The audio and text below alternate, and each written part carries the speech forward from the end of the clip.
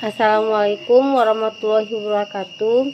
Perkenalkan, nama saya Siska Anita, NIM 04959967, Program Studi Ilmu Administrasi Negara tahun ajaran 2022.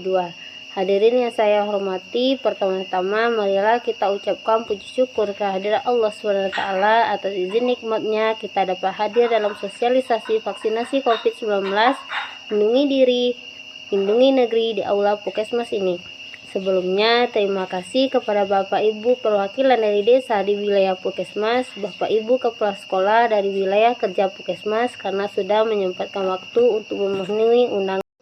Coronavirus adalah suatu kelompok virus yang dapat menyebabkan penyakit pada hewan atau manusia. Beberapa jenis coronavirus diketahui menyebabkan infeksi saluran nafas pada manusia, mulai dari batuk, pilek, hingga yang lebih serius seperti MERS dan SARS. Coronavirus jenis baru yang ditemukan menyebabkan penyakit COVID-19 yaitu SARS-CoV-2. Apa itu COVID-19?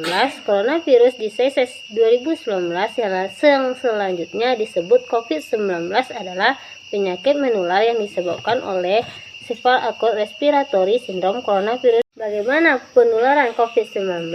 Penularan COVID-19 dapat melalui kontak langsung dan tidak langsung. Penularan secara langsung dapat terjadi dari orang ke orang melalui percikan-percikan dari hidung atau mulut yang keluar saat orang terinfeksi COVID-19, batuk, bersin, dan berbicara. Oleh karena itu, penting bagi kita untuk menjaga jarak minimal 1 meter dari orang lain dan tetap memakai masker ketika berinteraksi dengan orang lain. Penularan kontak tidak langsung melalui benda dan permukaan benda yang terkontaminasi percikan orang terinfeksi seperti meja, gagang pintu, dan pegangan tangan. Oleh karenanya, penting untuk mencuci tangan secara teratur dengan sabun dan air bersih mengalir, atau membersihkannya dengan cairan antiseptik berbahan dasar alkohol.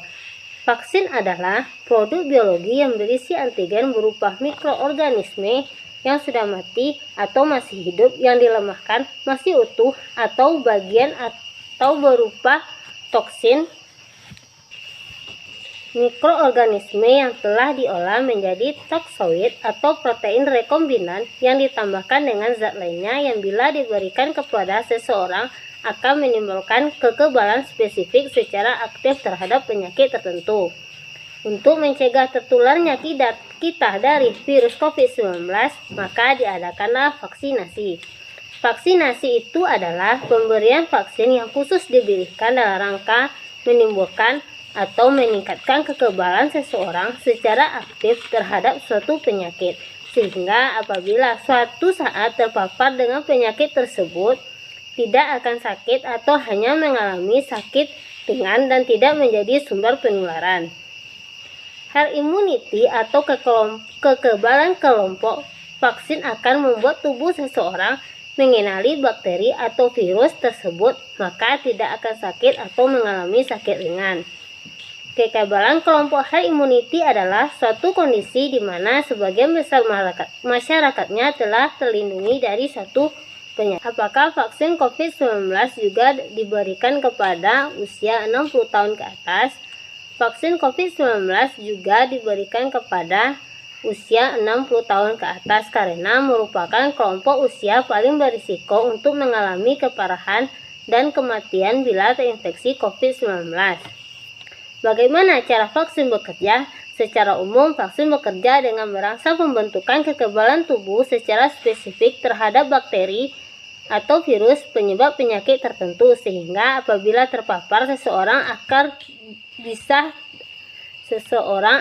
bisa terhindar dari penularan ataupun sakit berat akibat penyakit tersebut. Apakah ada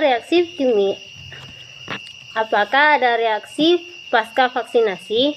Reaksi pasca vaksinasi sifatnya beragam, ada yang ringan dan bersifat sementara, dan ada juga tidak selalu ada, serta tergantung pada kondisi tubuh.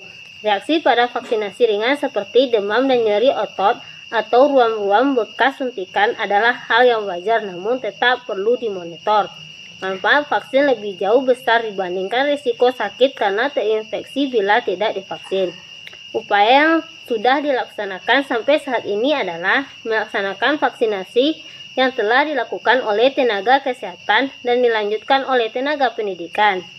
Selanjutnya akan dilaksanakan vaksinasi kepada petugas pelayanan publik seperti aparat desa beserta staf, masyarakat umum, pada lansia, dan terakhir kepada anak usia 6-11 tahun.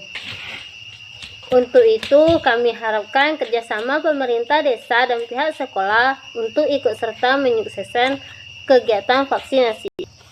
Demikian yang dapat saya sampaikan. Semoga apa yang saya sampaikan bisa bermanfaat dan program vaksinasi bisa dilaksanakan dengan sukses tanpa ada kendala apapun. Amin ya robbal alamin. Wabillahi taufiq wa hidayah. Wassalamualaikum warahmatullahi wabarakatuh.